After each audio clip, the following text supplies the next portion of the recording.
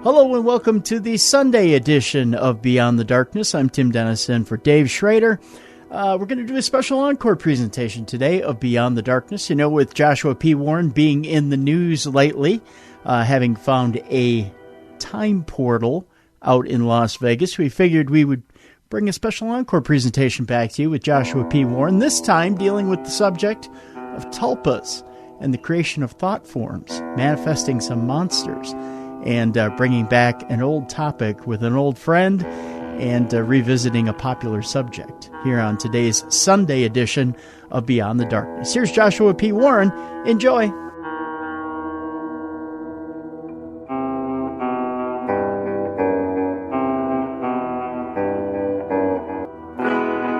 Good evening and welcome. This is the Friday edition of Beyond the Darkness. I'm your host, Dave Schrader. This evening's show is one that really intrigues me. We've kind of dabbled in this subject over the last couple of weeks of Beyond the Darkness, especially with the Slender Man story. And we talked about the possibility of thought forms, of mind manifestations, tulpas. Can what we focus on, what we put thought behind, come to life? Can it get its own life from our energy focused upon it? Well, there's been a lot of scientific research behind this and a very famous experiment called the Philip experiment. As a matter of fact, there was a movie out a few years back that was kind of based on that loosely, about the idea of trying to create and manifest a paranormal being.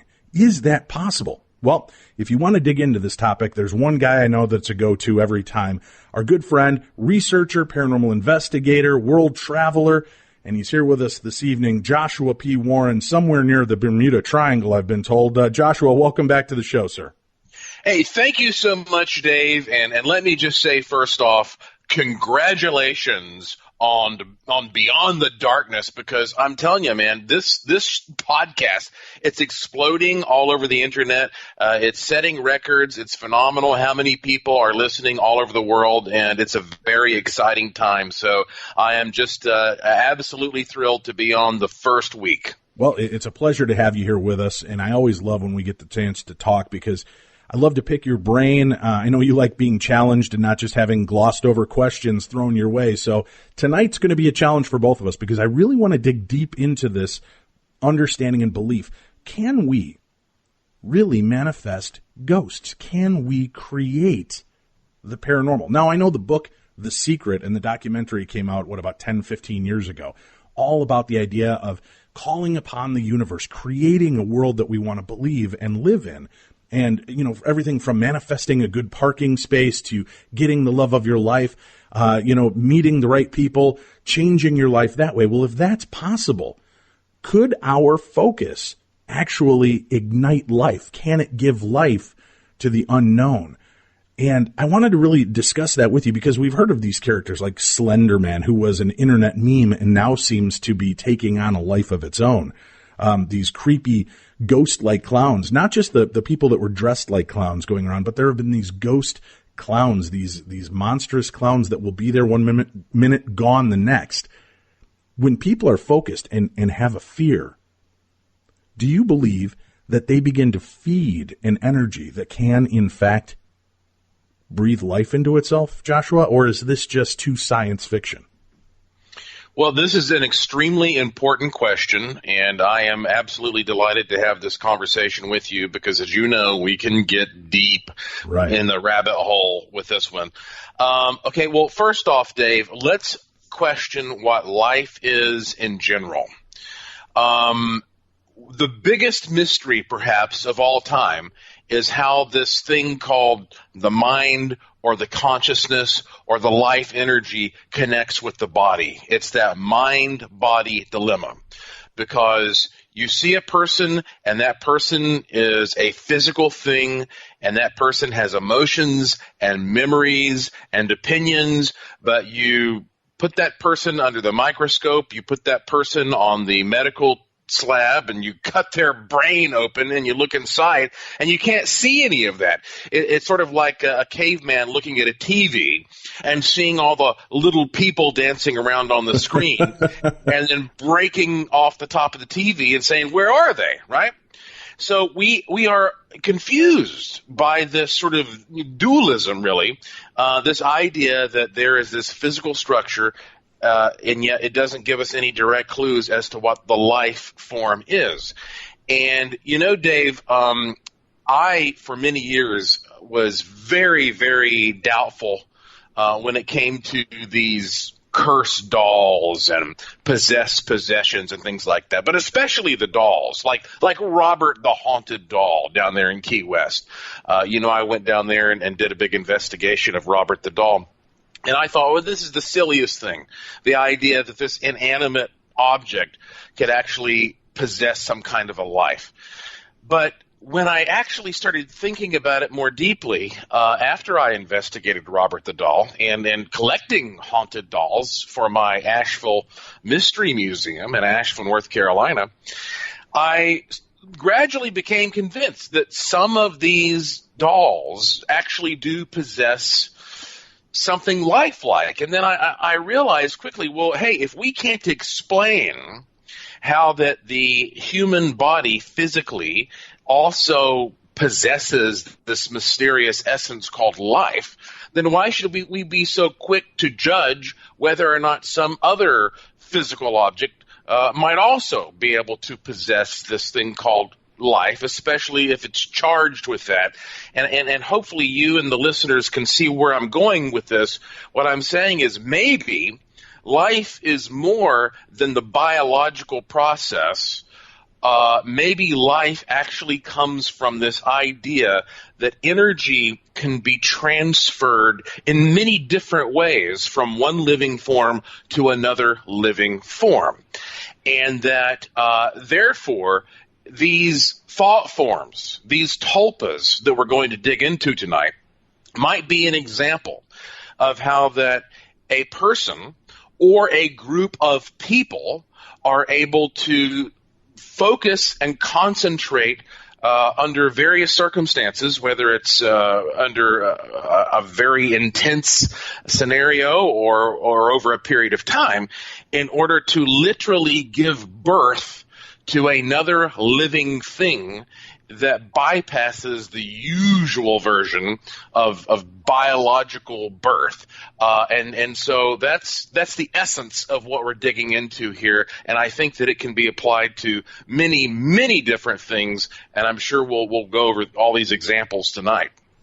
One that really has intrigued me, and we talked about this a few weeks ago on the show, was Slender Man, from internet meme to method of murder. And the idea that this creation, this online internet creation, to win a contest and come up with a creepy character that you could hopefully fool paranormal investigators with, seems to have taken a life of its own. Now people claim that they do see this and that they have seen this. And I began to look at some of these stories, Joshua, and what I found most fascinating was it didn't really just start. This creature, or a very similar creature like it, has always existed and has been around in different cultures at different time periods in life. And you look through these different historic points and these different religions and belief systems, and you will find this large, tall, skinny, faceless creature, sometimes with the spidery legs in the back, but it's this long, lean, creepy creature. And it reminds me, one of my guilty pleasure horror movies is Wes Craven's New Nightmare. And I don't know if you remember that one, but I thought it was genius. The idea that to kind of reinvent and reinvigorate this franchise, which had pretty much tapered off and had become kind of a joke in the sense of your main horror killer is now just a wisecracking quip, killer. And it's kind of taken away from the first terror of the original Nightmare on Elm Street. And I thought it was pretty genius that Wes Craven created this movie to make it a movie within a movie. And spoiler alert, if you haven't seen it, the whole idea is that Freddy Krueger, this character that he created, there was another being out there, this demonic being that kind of attached to the energy that people gave to Freddy. The love, the attention, the desire, the nightmares of their own. It fed this thing. And then when they killed off the series, it pissed this demon off. It irritated it because it liked that attention. So it continued to kind of take its form, and it started to attack the original actors and directors of Nightmare on Elm Street. So it's a fascinating concept that maybe these, if we want to call them eternals or elementals or demonic realm, may exist. And when we give enough thought and credence and intent to a manifestation, one of these kind of steps into the hollow and becomes these beings, so that they might have always been there. We think we created them, but we've always been there. It just needed the spark to come back to life. When you think about that and knowing your research, do you see that there's a pretty good chance that could be what's going on? Oh, yeah. For listeners who are sort of new to this concept, to help them open their minds, I've got to just quickly go over the two most classic cases that we often refer to help explain this. In the 1920s, there was an author named Walter Gibson who lived in Greenwich Village in New York. He was a part-time magician, literally, an entertainer, an illusionist, but he made his money from writing books. And during that time, The Shadow was a very popular radio program, The Shadow Knows. And so it became so popular that Walter Gibson got a contract to start writing these novels about the Shadow character. And he was just so prolific. This guy would hole himself up in his apartment there, and he would crank out a full-length novel once a month. He wrote, I think, something like 30, 40 of these novels over a period of years. And he did little else during that period of time, as you can imagine, and they were very successful.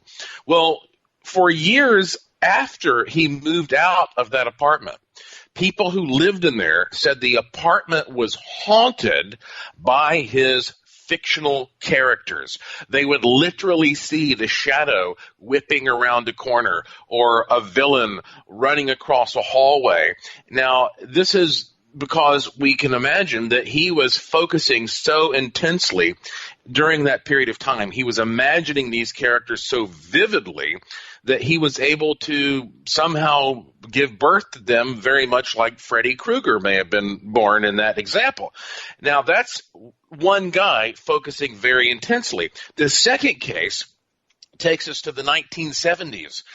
In Ontario, in Canada, there was a group of paranormal enthusiasts who decided to do what is now known as the Philip experiment.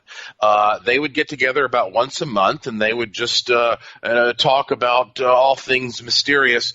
And they figured they would create this fictional character they called Philip and focus on the idea that he was real. And they created a whole profile for this guy who was born in the 1600s. He was a medieval warrior. He was part of the aristocracy, and they had a sketch made of him. They came up with his favorite food and his favorite color and all these details about his life and how he committed suicide in the end. And they fleshed it all out. And then afterward, they started to speak about him from month to month as if he were real. And anytime there was a little noise, they couldn't explain, oh, there's Philip, or if there was some kind of an odd occurrence, well, that must be Philip. And they started using their imagination. Well, after about a year of this, guess what?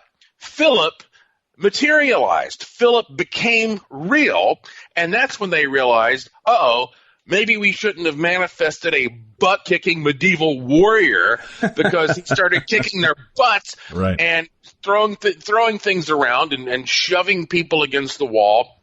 And there's this whole list of things that Philip did, and that incident has inspired two movies. One of them called The Apparition, which was a Warner Brothers movie, and I was a technical consultant for that. And we will certainly talk about a behind-the-scenes experiment that I did for that movie, manifesting one of these tulpas.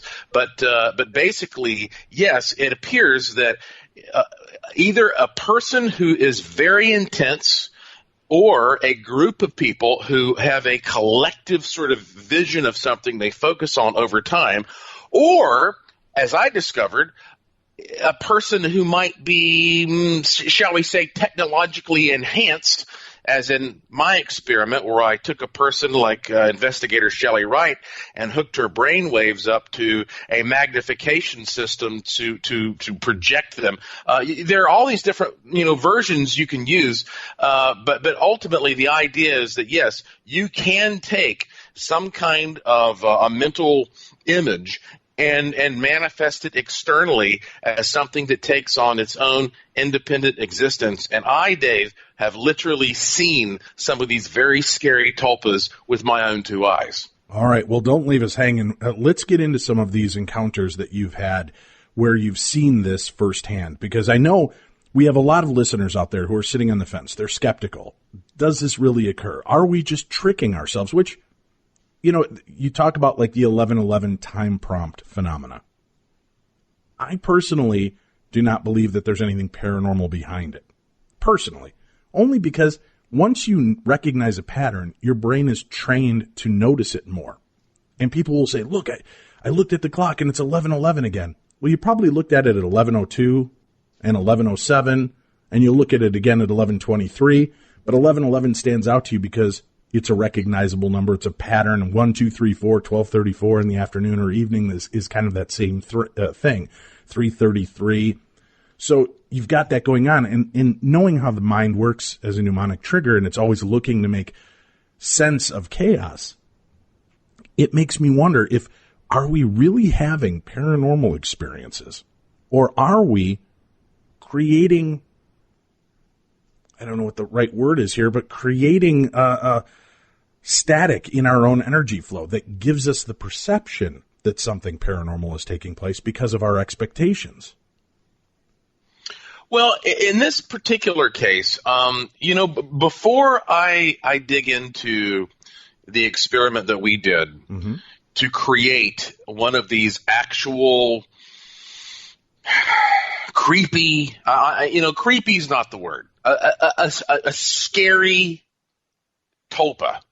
I want everybody to also understand that there is a very simple experiment that I did that every single person listening can also do at home.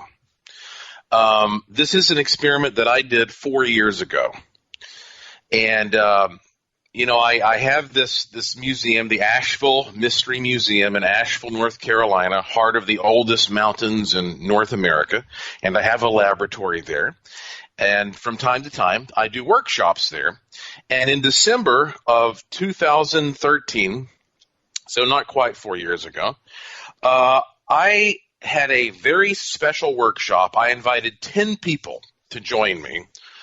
And here is basically what we did. I took all those 10 people and I sat them down in a room inside the Asheville Masonic Temple, which is this like 4-story old historic beautiful building there in Asheville. My museum is in the basement. And I said, okay, we're going to take one person out of the group and we are going to, if you will, sequester that person. We're going to put that person in another room so that he or she is unable to hear what we're talking about.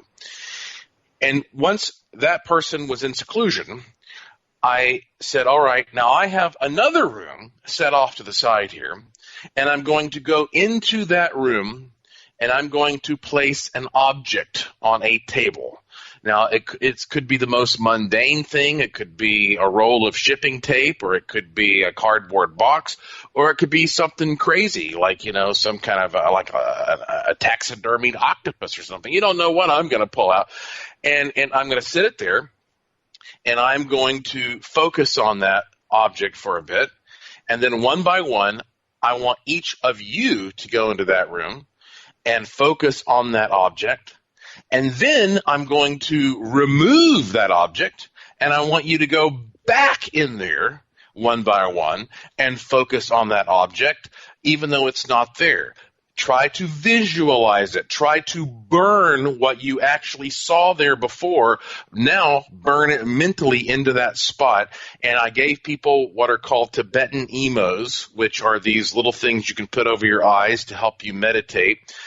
This whole report, by the way, is written up at joshuapwarren.com, all the details of this experiment if anybody wants to try this themselves. And then I said, now, once you have all done that, I am going to have this person who has been sequestered go into that room and take as long as he or she wants to tell us what he or she thinks was the object. And I am telling you, Dave, I would swear on a stack of Bibles, and everybody in that room would do the same. Every single time we did this, the person who went into that room would come out and tell us in chilling detail what that object was. And it was blowing my mind. And this is a very simple thing. Again, I hope I've explained this properly so that anybody listening can go out and reproduce this themselves. But this is an example of how simple the process can be. So just imagine what happened, Dave, when we took this and we decided to go to the next level and hook a person's brain up to a advanced system that would magnify that to the equivalent of 100,000 people thinking about the same thing at the same time, and we focused on a creepy, dark figurine. Now, with that said, Joshua, this sounds what we would call like a thought projection. You have all of these people projecting an image to be seen by the person who has no idea what they're going to go in and witness. Do you believe that that's what's actually going on? Is it a projection of our mind that's created this, or is it a manifestation of intention by the participants? Is there a difference between the two, between a projection and a manifestation? Well, it may be that there is a difference, but I'm not sure that we have enough data to know exactly what that difference is, because the result appears to be the same. I mean, ultimately, I believe that the environment is a flexible medium that you can imprint things upon, that it's like a recording tape. And let me put it this way. After all my years of investigating ghosts in general, I have come to the conclusion at this point in my life that indeed most of what people call ghosts are these imprints or residuals or things that are just like a big replay, like an IMAX movie that gets recorded in the environment and plays itself over and over. And you might ask, well, how does that work? Well, we don't understand exactly how that works, but what I can tell you is that it seems to work kind of like a passive RFID chip. So in other words, an RFID chip is one of these little chips like you might find on a product at, say, Walmart. And it doesn't have a battery, and it's just sitting there doing absolutely nothing. But it's got a little circuit inside. That's, again, it's totally passive. Now, if you take a product that's got that chip on it and you don't have it removed or deactivated in some way, and you walk out the exit, well, as you go out the exit, it becomes bombarded with this electromagnetic field. And when that field hits it, suddenly it wakes up and it activates and it sends a signal back, and the alarms go off. And I think that maybe our environment all around us is sort of like this infinite conglomeration of passive RFID chips that are capable moment by moment of recording and storing and being impressed by information. And some information is more dramatic and more strong and makes more of an impact. And so you have all this information in the environment, and some people can walk into a haunted place and have no experience whatsoever. And then you have other people who will walk in, and then that person shines his or her consciousness upon all these passive elements, and there happens to be a sympathetic resonance where it activates this information, and suddenly all this info that was passive becomes active and starts shining back, and that person starts having experiences. And so if you look at that from the ghost research standpoint, and you start applying that to manifestation in general, it may be very similar that I might be able to go into a room and murder somebody, which I will never do, by the way. But if I do that, it's going to create a strong impression in all these little RFID chips. On the other hand, I could go into that same room and I could do, act out a play where I murder somebody.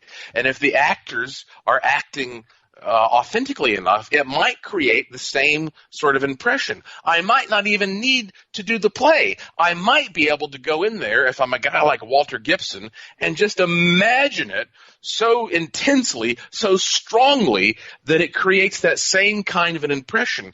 And then when other people enter that space, it doesn't matter if it's something bad or something good. It's almost like we have created this thing that is holographic, that exists in that space, and that this is what is actually going to be perceived by certain people under certain circumstances as a tulpa or a thought form. You know, that's what makes that really fascinating to me is as a researcher for the television show Ghost Adventures, I'm constantly on the lookout for haunted locations, and every city and state I go into has some haunted theater. And not many of them have stories of a death on site, but they will talk about audience members appearing in the audience, sitting there, ghost images. You'll hear things on stage, laughter or crying. And a lot of them want to know why. Why is this? Well, when you're there, in a live performance, and as you say, it's replaying. You're redoing this play over and over again. You're impressing and emoting into that area these pieces, this finessing of your emotions, and you're bringing an entire audience of, hundreds or thousands together, focused on the same experience. That makes a lot of sense of how that impression, how we may have these weird residual effects that take place, especially when it happens most is in the quiet theaters at night when, they're wrapping up for the evening or something along those lines. And what happens is you're finally taking away all the other distractions that you might be hearing all of that movement and seeing those things to begin with, but you're so distracted by life going on that you don't notice it. And as soon as you take all of that away, that's when it appears to be haunted. So it could be that that's why so many of these theaters and playhouses across the United States and around the world have so much energy and haunting structure built right into them that way. I agree entirely. I mean, I have never seen a theater that's been around a long time that's not haunted. Right. Yeah. And of course the actors will tell you. I mean, that's one of the reasons the actors are so superstitious, because you get to a point where you start to think the way that we're thinking right now as we talk about this from this perspective, where you start to say, okay, what's the difference between reality and what we perceive as reality? When it comes to the mind and its relationship with the environment, what ultimately is a part of this mind-body-environment relationship, I mean, what is the difference between what a person is thinking and experiencing and impressing when it's real versus when it's fake? And it could be that this whole experience that we're having is just one big fake dreamlike experience. Now we're really getting philosophical here, but fine, so be it. Dave, I'm a very, vivid dreamer. And every night, as soon as I go to sleep, boom, I see things that are so vivid. I can't tell you the difference between what I'm dreaming and what's happening to me right now. It's that clear. And there are times, however, when I have these lucid dreams where suddenly I realize I'm dreaming, and now I can take control and I can start interacting with it. And at that point in time, that experience becomes magical, because ultimately now it's sort of like I'm Superman or whatever, and I can fly and I can lift buildings. It just depends. But the point is, how do we know that that's not just one state of consciousness? And this is just another state of consciousness, and that maybe we're sort of in another dream state right now, and ultimately reality is more than simply what somebody tells you it is. It is about your experience, and sometimes that experience merges with the environment in a way where, hey, you're creating something that another person can also experience. Are we getting deep enough down the rabbit hole now? It sounds like it. We're going to take a break, and then when we come back, we'll talk about the experiment that Joshua Warren did and some of the experiences he's had with Tulpas and Thoughtforms. How much reality is there to this? You may be surprised to find out. But before we do that, I know what you're thinking. I can hear your Thoughtforms out there. You need the theater of the mind. My creation of terror. The real-life experience of Dan Hartman. I had read a book about the famed Philip experiment. The idea that thought could somehow give life to a paranormal experience, and it blew me away. I read everything I could find, watched every video out there, and decided I had to try this for myself. That proved to be the single scariest mistake of my life. I set about creating a character.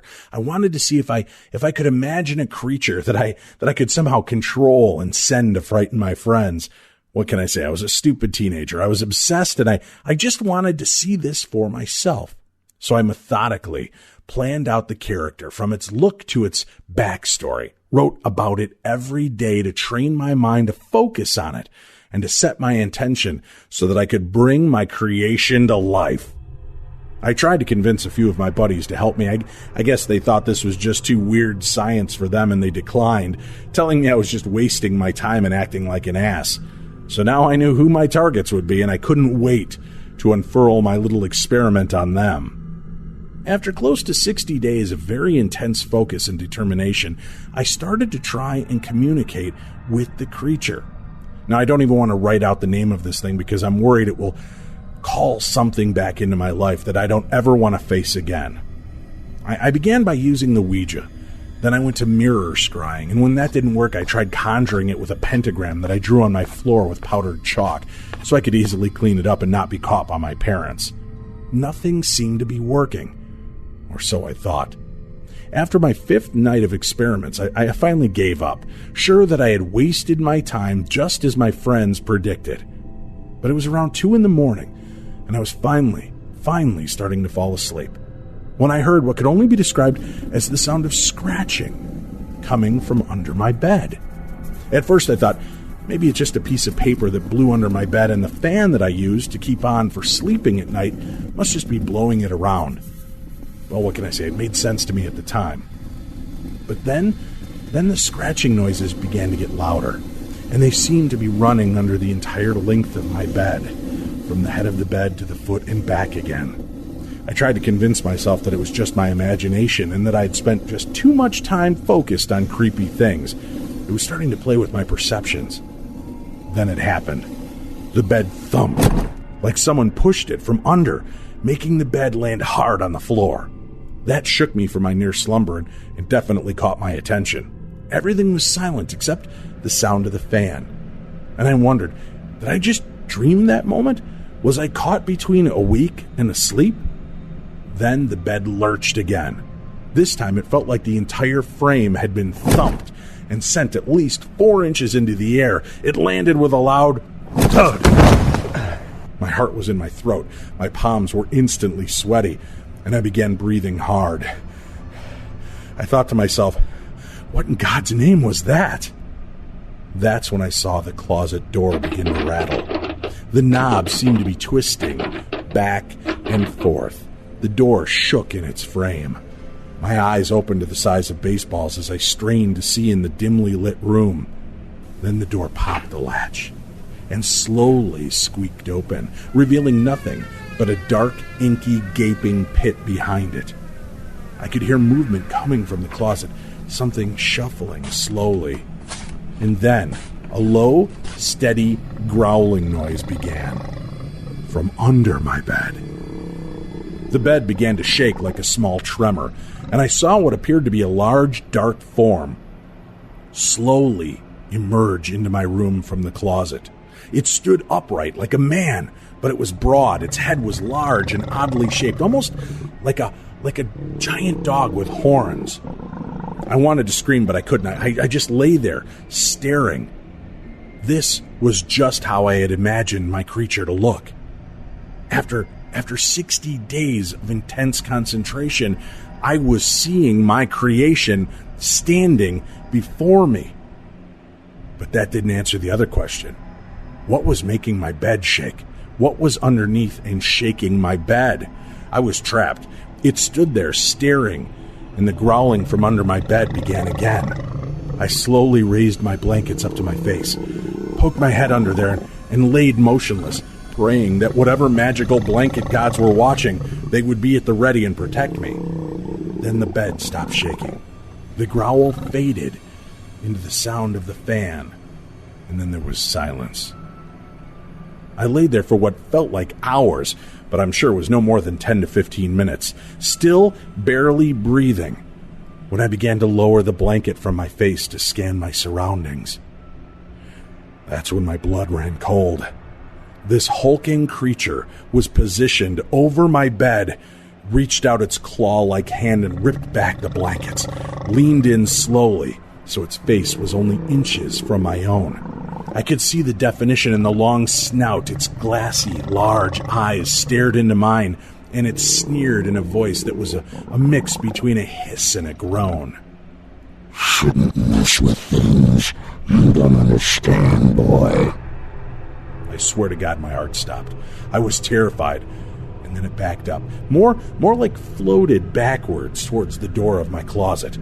Then it lowered its head once more and said, "Don't make me come back. We don't play games." And the door slammed with the might of 10 angry teenage girls. I flicked on the light in my room, and my bedroom door burst open. My parents charged in. "What the hell? It's the middle of the night. Why are you slamming doors and banging around up here?" I was speechless. I just quietly apologized and ducked back under the covers. My parents left the room, and I just lay there, staring at the ceiling, waiting for the rise of the sun.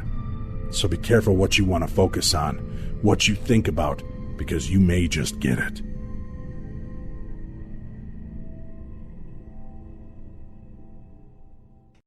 All right, let me bring this.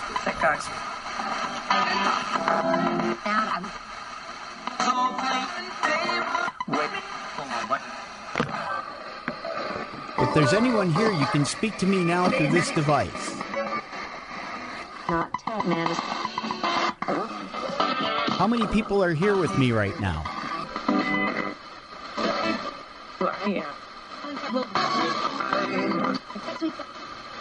Where exactly are you?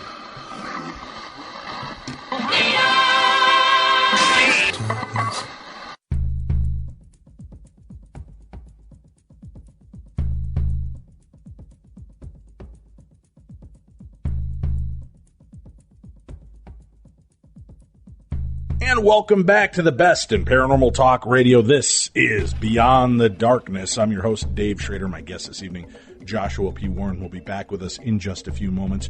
Before we get any further, I also want to make a quick mention and clear something up. I've been talking about our connection with Amazon.com.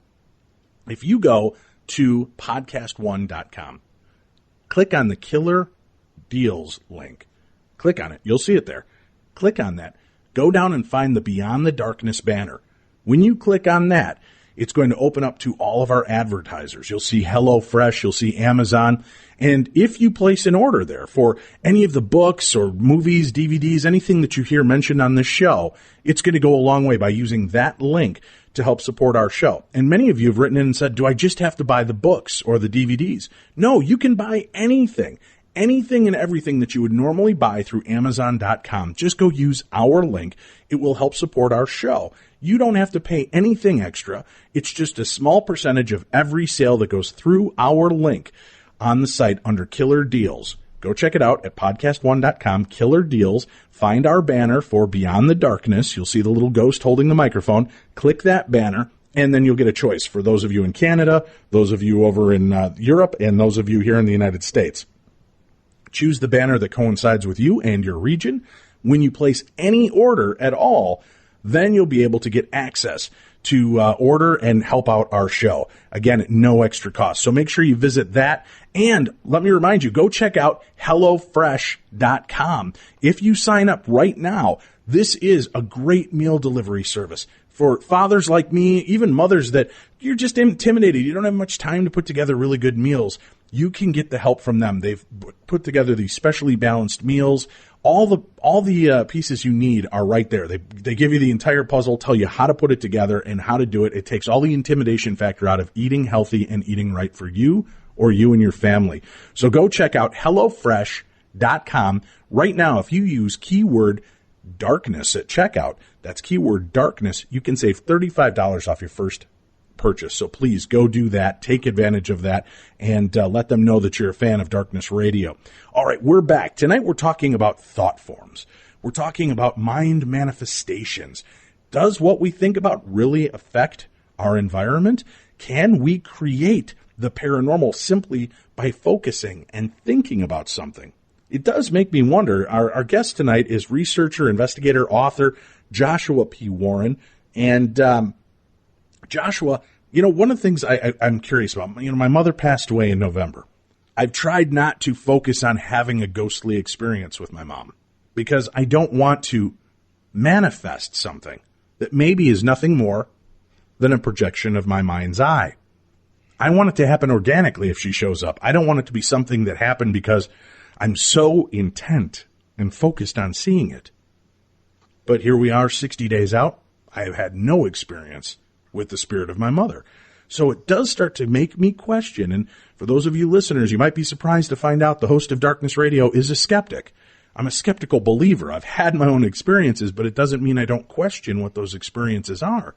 Do you think that some people that have multiple experiences, it's not so much because they're open to it, it's because they're going in, lending their energy to creating or manifesting an experience? Well, yes, Dave, I absolutely believe that because, you very seldom come into contact with the spirits of good, intelligent people.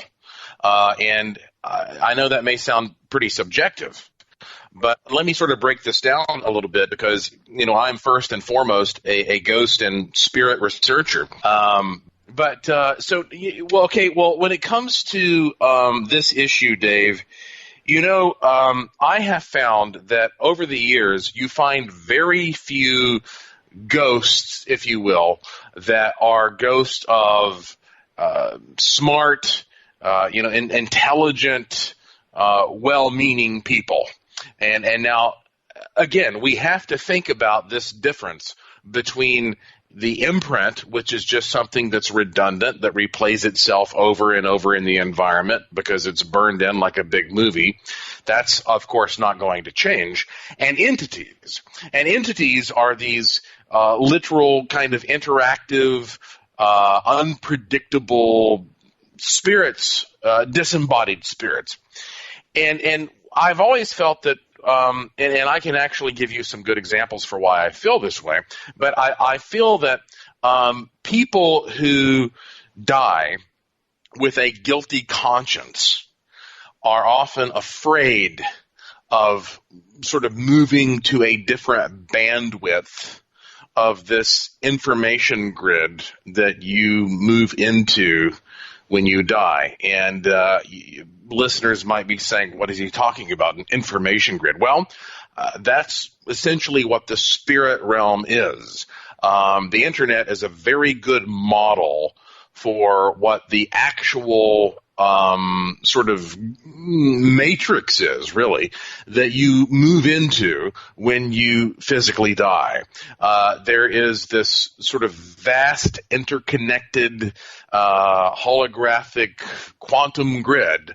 And what you are is not your physical body. I mean, I could take a person's physical body and squish it down in a great machine and remove all the water and all the empty space, and what would be left over would be about the size of a pea that you could roll between your fingers.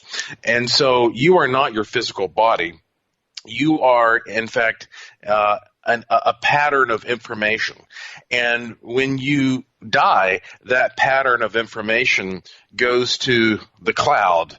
Again, it's very convenient in this day and age, thank goodness, to use these kinds of internet analogies.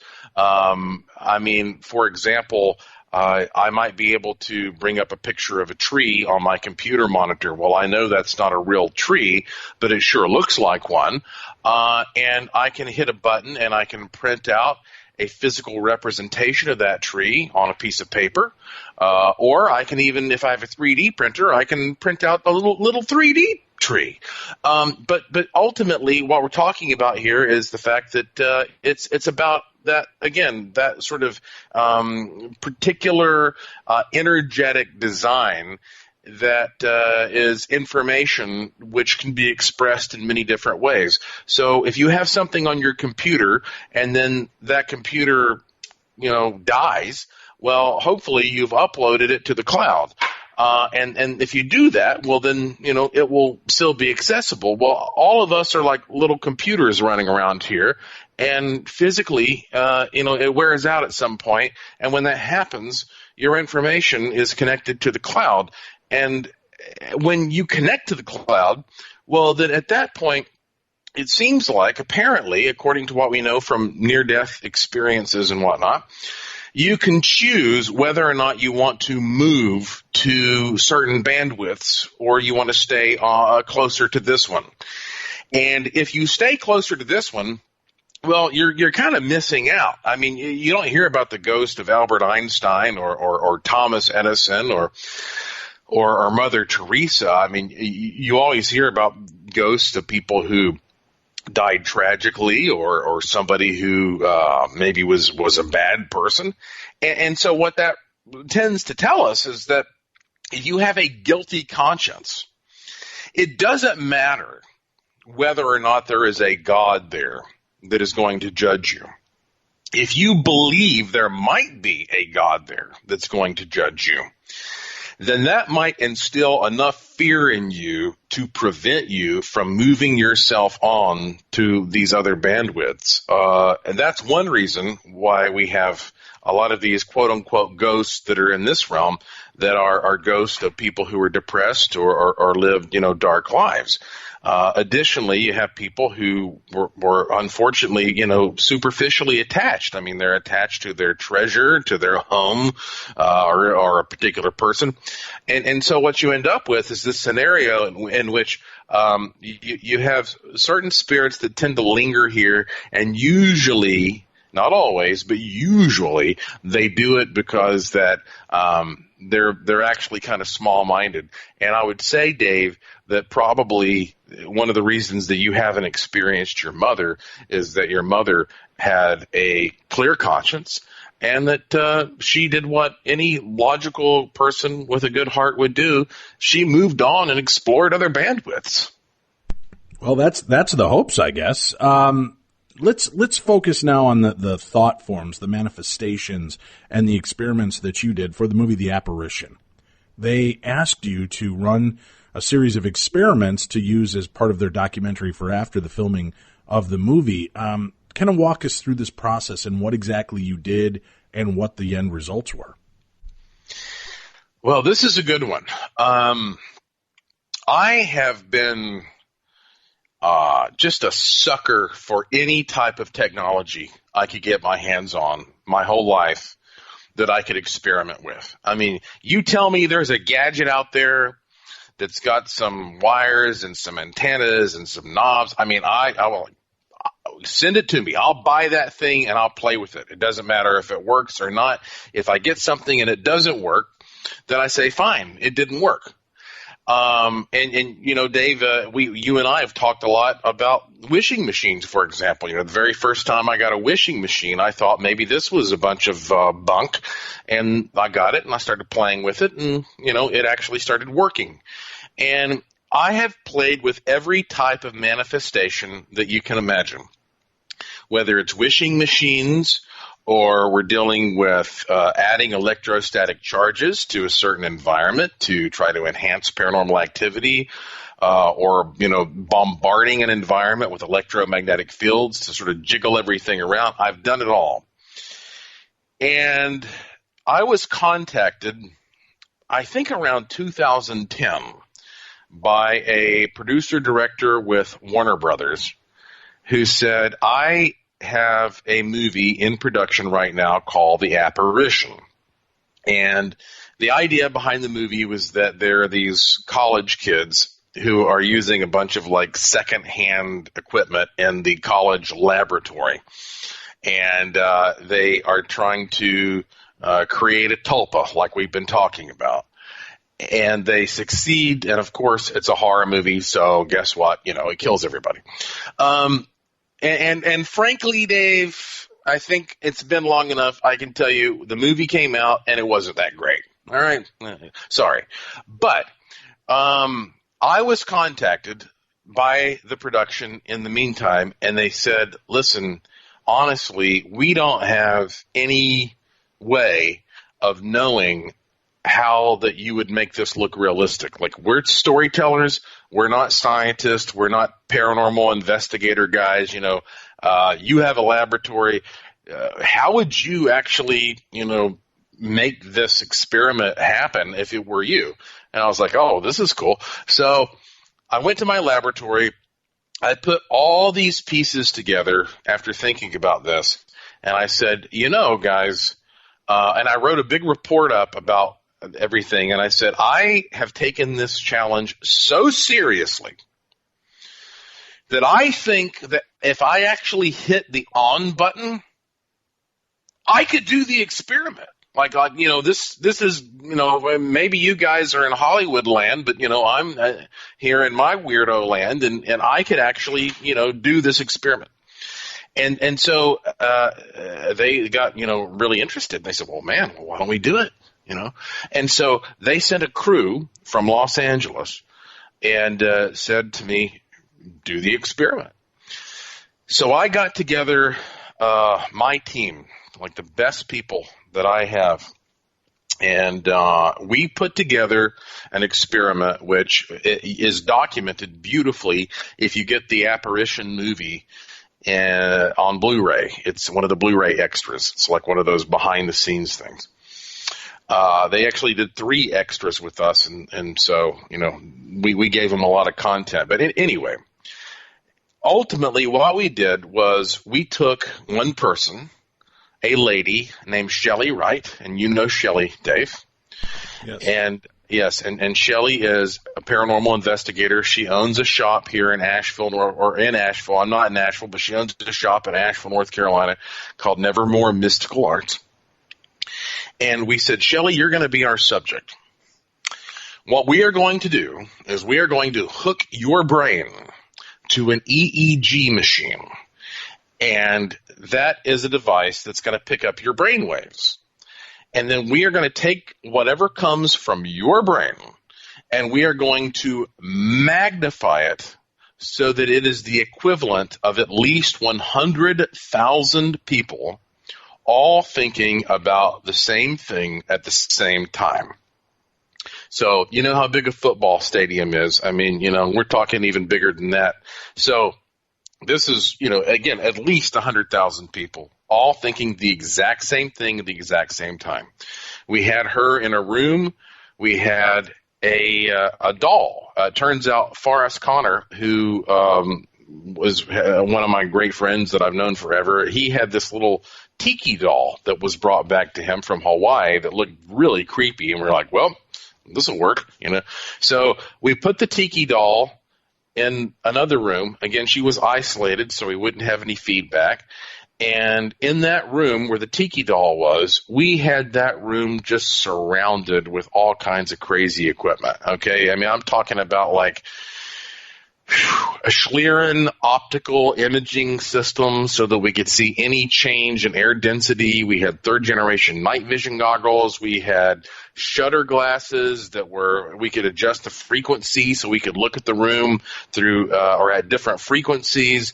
I mean, we had everything you can possibly imagine. We had a plasma chamber producing plasmas, but ultimately, Dave, her brainwaves were being directly connected to a Tesla coil that was amplifying and broadcasting her brainwaves over a span of about 3 to 5 miles.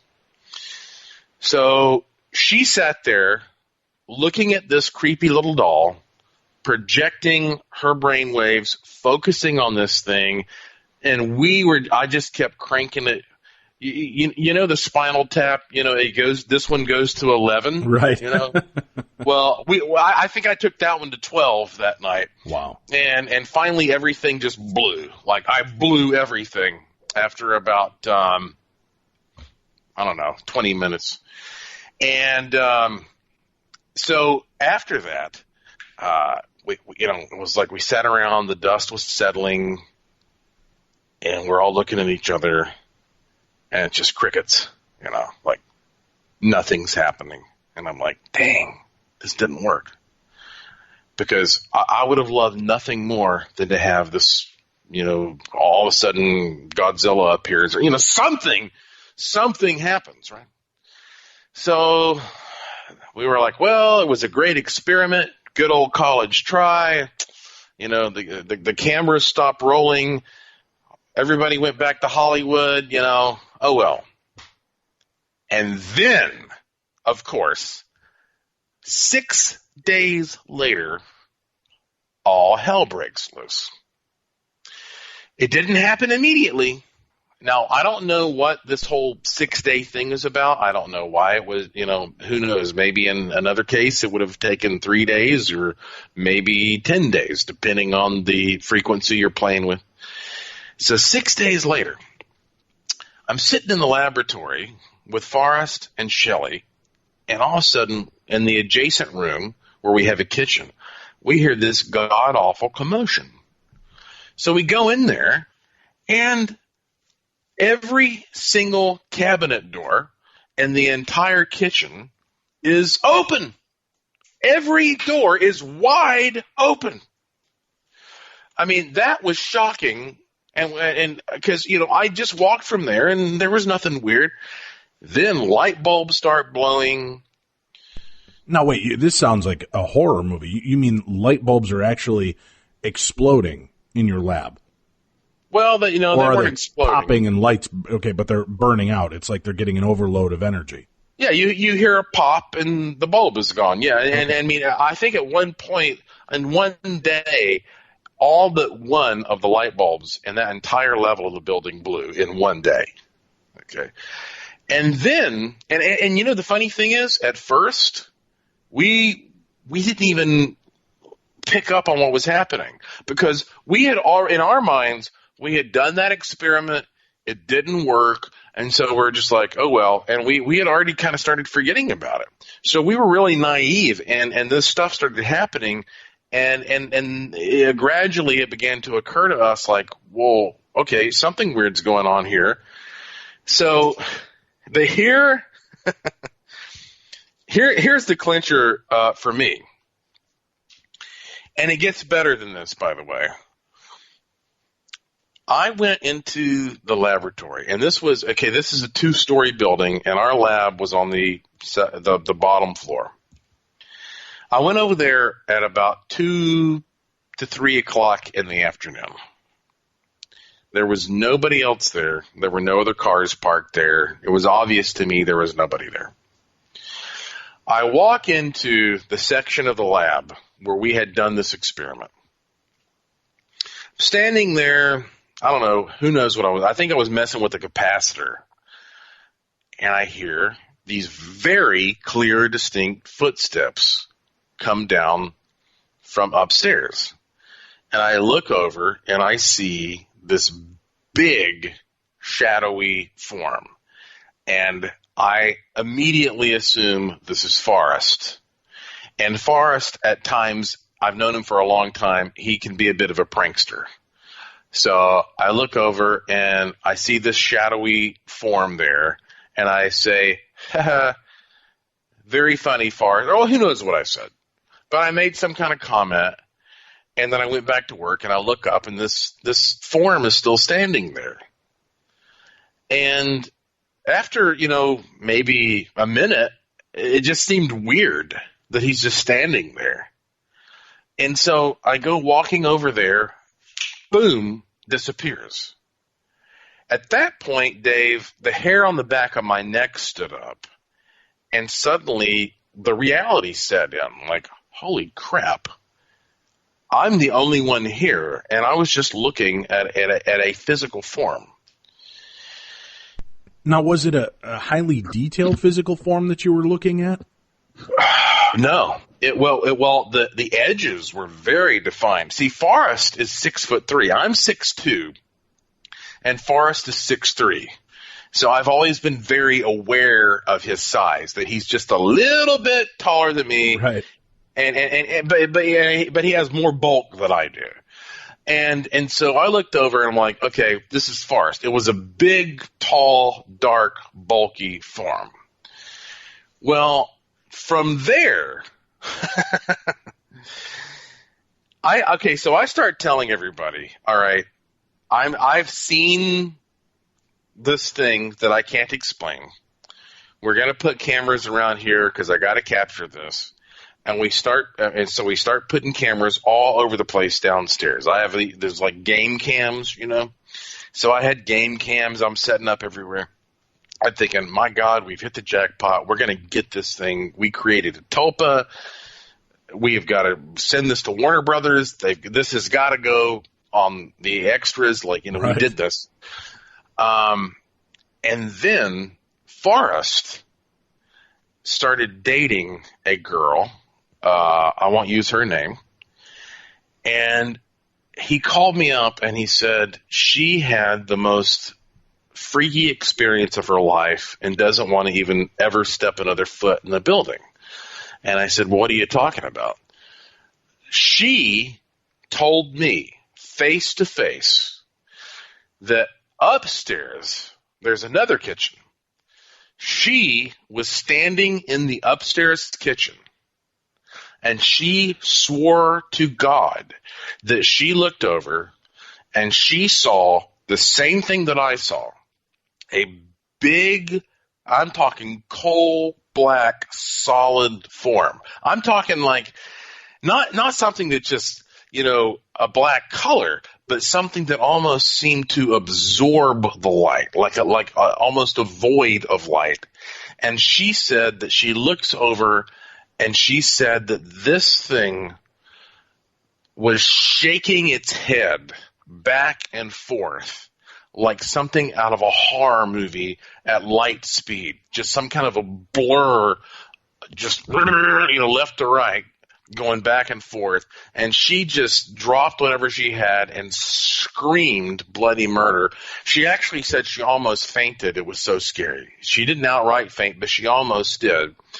And from there, everything became even worse. It became even more extreme.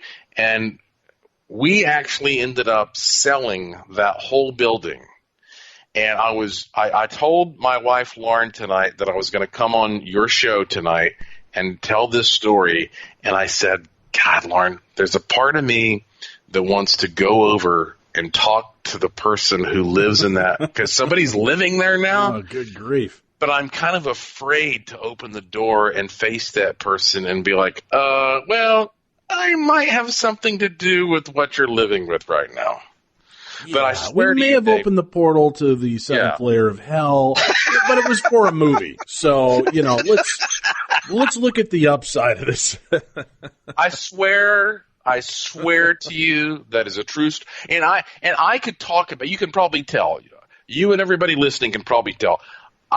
This is such an amazing story. I could talk about this for hours and hours and hours, all the things that happen, but I'm getting carried away. I know we're on a radio program here, so Dave, that is one of the most clear examples that I have had in my own life of seeing a creepy ass tulpa.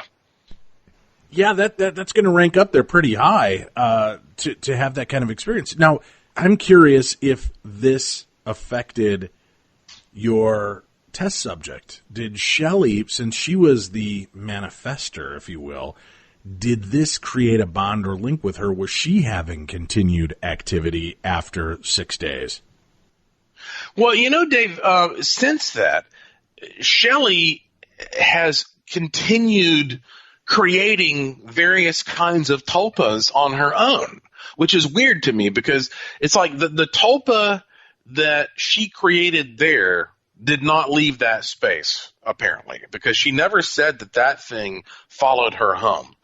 But she saw enough in terms of results from that experiment to realize that she had, I guess that maybe anybody can do this, but especially it gave her the confidence that Shelley now has gone on to create other tulpas. And I have actually worked with her on some other experiments creating tulpas. I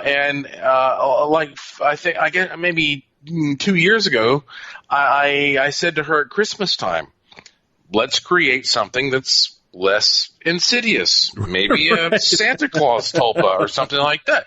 And she swears to God that she created the Santa Claus tulpa. So, I know we're coming up on a break here, but no, man, actually, we're good. We're good to keep rolling as long as you'd like to share stories with me. Now, that's intriguing to me. She just continues.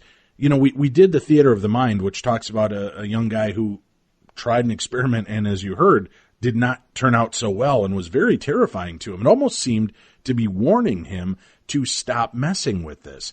Do you think the idea of setting forth an intention to manifest and create something of a paranormal ilk, could that be a bad idea for lay people out in the field that maybe are not real familiar with what to do once they've opened that door?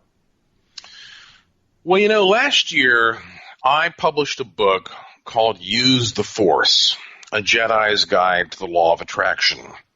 And by the way, this was before that I started writing it, even before I knew there was going to be a new Star Wars movie.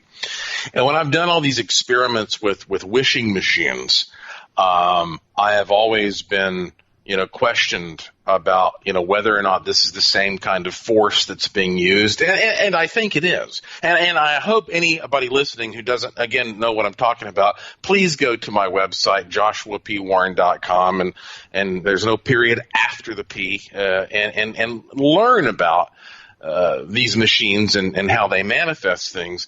And the reason I bring this up is that sometimes people who are interested in manifestation, they say, look, I want to manifest more money, or I want to manifest a better relationship, or I want to manifest a spiritual experience, or I want to manifest a ghost, or I want to manifest a UFO. It's all the same kind of thing.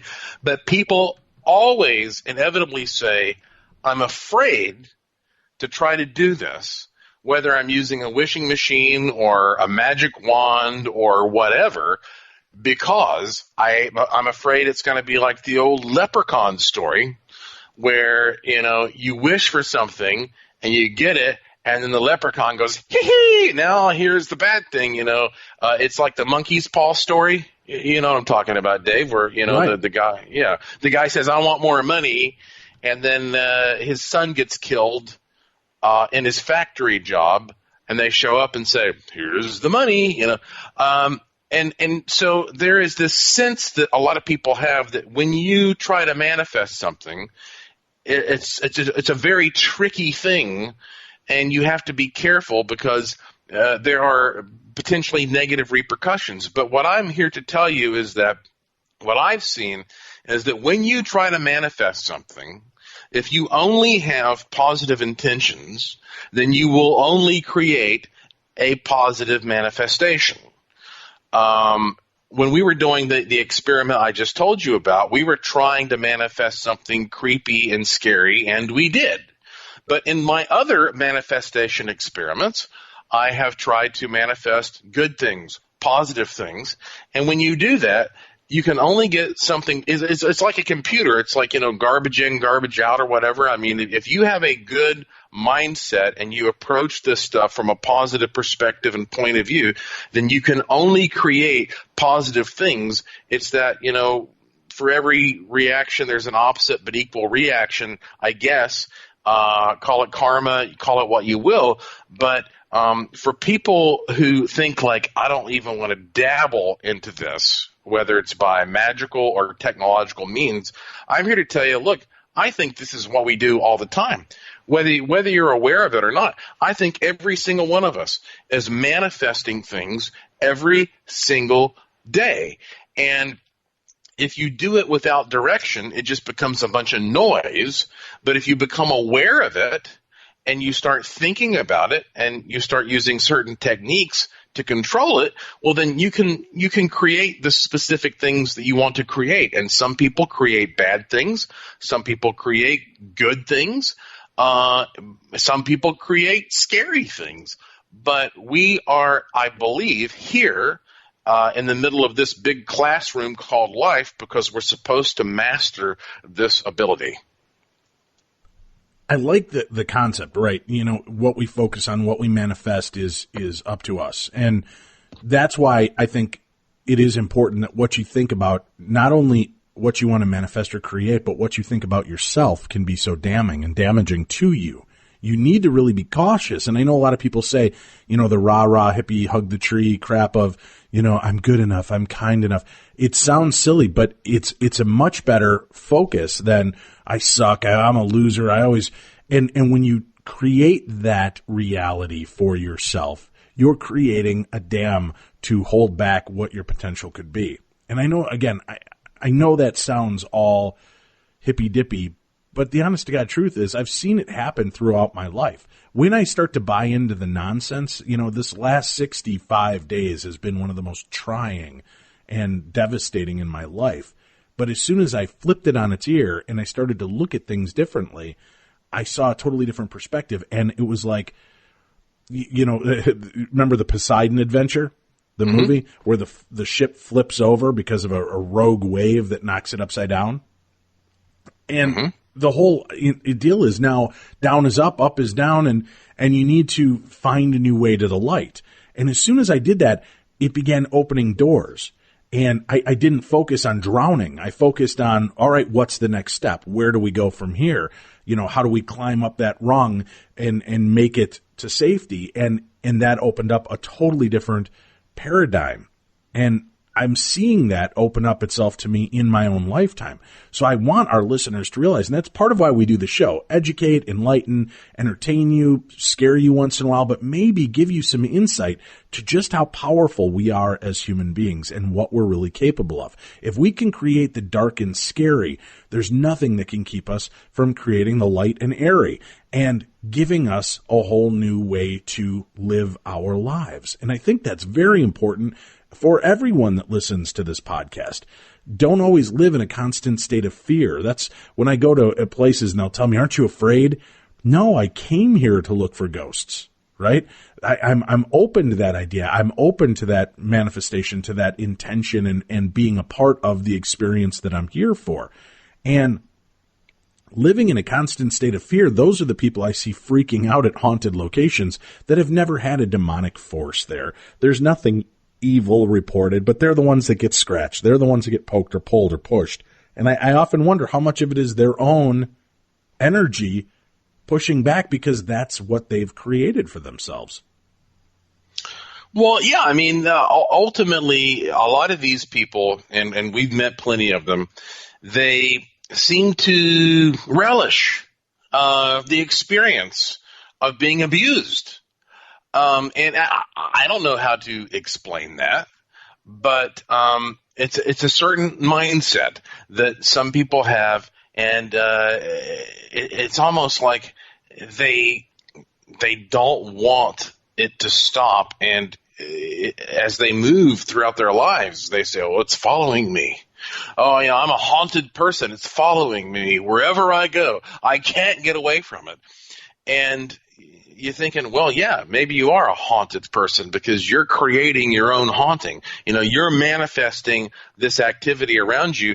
And that's why, in my book, How to Hunt Ghosts, I talked about the poltergeist phenomenon as being a phenomenon that basically is manifested, really. That's the simplest way of putting it, that it doesn't matter if you're young or old. There are people out there who, for whatever reason, are attracted to this idea that, creepy and spooky things occur around me. And they'll tell you that. You talk to them more than 5 minutes, and it'll come out. They'll tell you. And I guess it's because they're excited by it, which, we can understand. But then you take a guy like myself. I have been studying this for 25 plus years professionally, meaning that I've gotten paid to do it. And I can tell you that, yeah, there have been a few isolated experiences I've had where I think something has, quote unquote, followed me back home. But for the most part, when I walk into my home, it's a place of refuge, and wherever I happen to be. And, I don't have demons or some kind of other, Papa Bawas or any kind of. Thank God I don't have Papa Bawa. You know who he is, right, Dave? No, I'm not familiar. Who's Papa Bawa? Are you serious? It's one of those things. I hear so many things over the last 12 years of doing the show. I may be familiar with it, but it's escaping me currently. What is Papa Bawas? Papa Bawa. Papa Bawa. Okay. Yeah, I think it's Popobawa. Papa Bawa is he's the worst of the worst. And I have to think about this a little bit because, well, I want to be careful that I don't say things that are coming across in a raw way here, but Papa Bawa. If you're uncomfortable with it, I'd rather you don't talk about it. I don't want to. People can do research on it themselves. If it's one of those things that you're worried about how it might be perceived or that it might send people on to a way of starting to try to dig into that and opening up, a crap storm for their own lives, I don't want to do that either. So, if you'd prefer to pass over it, that's fine by me. Well, okay. Let me put it this way. Mm-hmm. Papa Bawa is a 7-foot tall demon with big leathery wings who appears in the middle of the night around certain parts of Africa. I believe I want to say Zanzibar, and does the most horrible things to men in the middle of the night. And if you read some of the stories about Papa Bawa, for example, the 40N Times had a classic article about him and classic artwork that was done several years ago. The scariest stuff you could imagine. I did talk about this once on Coast to Coast AM, Dave, and basically Papa Bawa, he does these most just horrific things to men, and then he says, if you ever... No. Okay, here's what he says. He says, if you don't go out there and tell everybody what I have done to you, then I'm going to come back, and it's going to be 10 times worse next time. So when I think about like horrible, creepy, monstrous things, if I had to make a list of the top 10, I'm pretty sure Papa Bawa would be there at number 1. So I'll just say that. That's something good to leave our listeners with before bedtime. Just don't focus on that before sleep tonight, folks. Giant leathery demonic things that do horrific things to men. And again, that almost sounds like what we talked about in the Theater of the Mind this evening. the story from our listener, what he may have manifested. Very weird. Yeah, it's something you have to be careful of, just like working with a Ouija board. There's nothing inherently evil about manifestation or intention. There's nothing inherently evil about working with a piece of cardboard and plastic to try to communicate to the other side. It's what is the intention behind it, or, what are you hoping to get from it? Most people, Josh, as we know, go to do the Ouija board at parties. And they're trying to scare each other. They're trying to get that girl to cuddle up a little closer or freak out their friends. And, I've been there. I've done those parties. We've had fun when I was a teenager doing that kind of stuff. And it worked. It got the girl a little bit closer. We got unnerved and freaked out by it, that's for sure. Afterwards we were sitting there looking at the Ouija board, kind of chit-chatting about what just happened. And the planchette shook and slid across the board on its own and hit the ground. And there was a scream, and that was it for the night. We were pretty much done with the Ouija board. But again, I often wonder how much of that is really dark and nefarious forces, or is just a smart-ass ghost thinking it'd be fun to screw with a bunch of teenage kids. Well, Dave, I did an experiment a few years ago that I like to bring up, where I took two ladies who were very proficient in their own words at using the Ouija board. And they sat down and they were able to get these sort of amazing responses from the Ouija board. And then I blindfolded both of them and asked them to repeat it. And suddenly the Ouija board started speaking gibberish. And at that point, I began to feel, well, okay, I think that at very most the Ouija board operates more as a tool. It's not like that thing is taking on a life of its own. It's helping you to channel your own subconscious knowledge or intelligence. And this past fall, Dave, I had a Ouija board experience that made big news. This was covered by, ABC, and it was all over. I mean, I could go down the list. Name dropper. I know. This is like another hour-long conversation, by the way. Well, we'll come back to that. Just give us the taste of what happened, and we'll certainly visit with you again on another show about this. Yeah, well, the essence is I got information in a seance through a Ouija board. And again, at the time, I'm kind of like, rolling my eyes. I got information from a Ouija board that opened a can of worms like you would not believe, that created this chain reaction of events that ended up manifesting these sort of historic revelations that previously were unknown. And it involves Al Capone, and it's so nuts. This whole thing actually made me sort of go back and reevaluate how the spirits communicate with us in general. So it's a good one. Hopefully I can come back on your show again soon and give the whole story, because it's one of those that deserves a little time, step by step, to explain why something from a Ouija board ended up blowing my mind. Well, as long as your mom keeps up her payments to me to be your friend, I'll bring you back, Joshua. That's the way I work. You know it.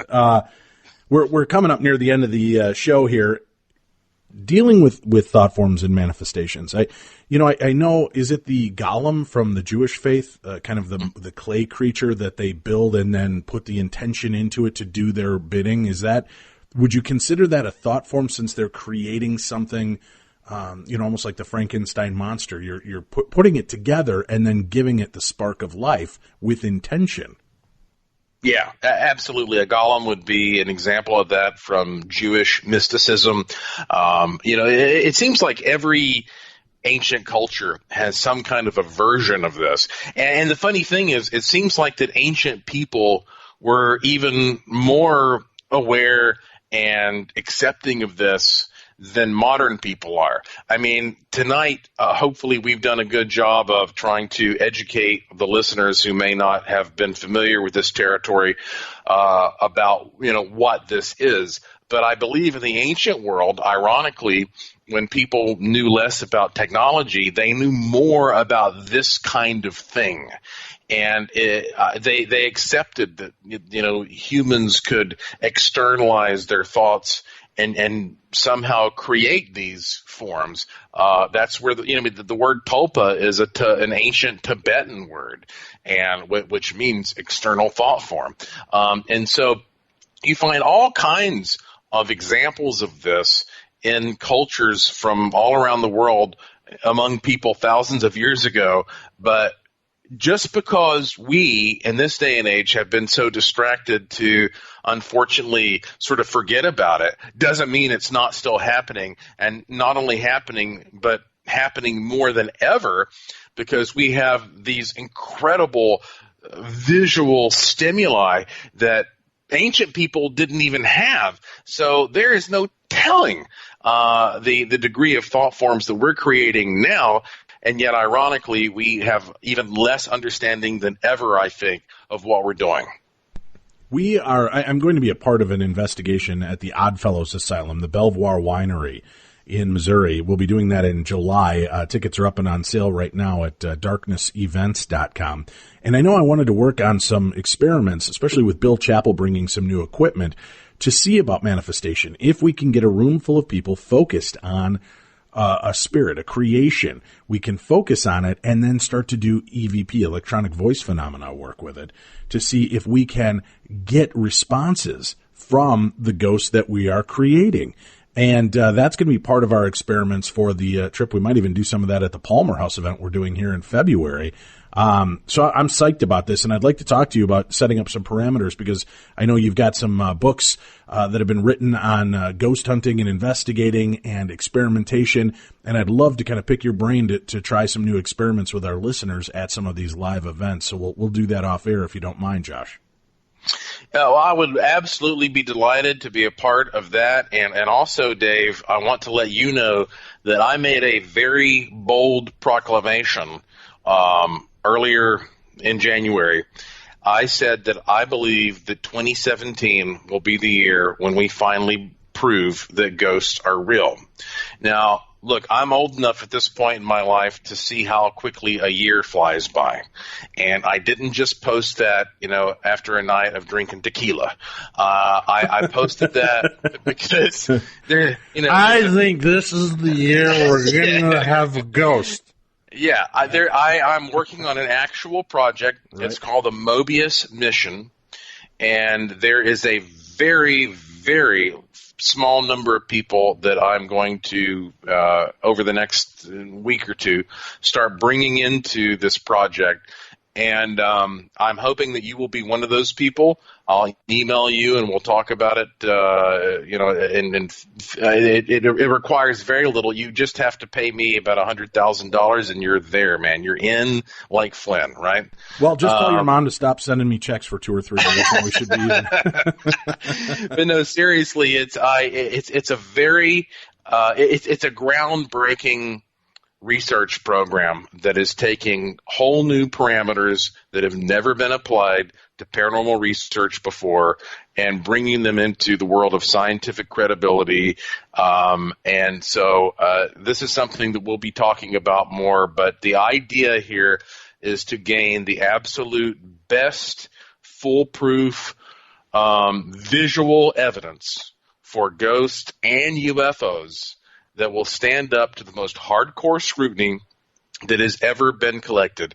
And I want to invite everybody listening to this show right now to be one of the first people to get access to this evidence as it's presented. All you have to do is just sign up for my free e-newsletter. It's free and spam-free. Again, joshuapwarren.com. Sign up for it, and you'll get to see some of the stuff that we're going to collect this year. Exciting. Thank you so much for being a part of our show with us and launching into this first week, our wrap-up episode, Josh. It's always a pleasure chatting with you, and we look forward to many more visits here in Beyond the Darkness.